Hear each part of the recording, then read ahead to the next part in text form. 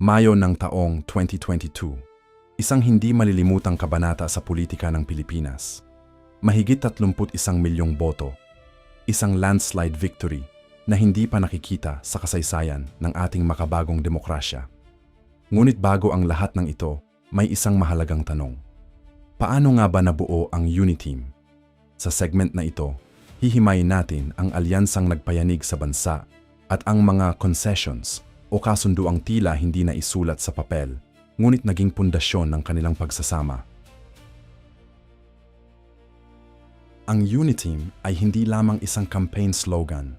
Ito ay isang napakatalinong political strategy.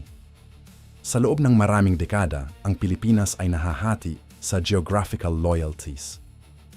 Hawak ng mga Marcos ang Hilaga, habang ang mga Duterte na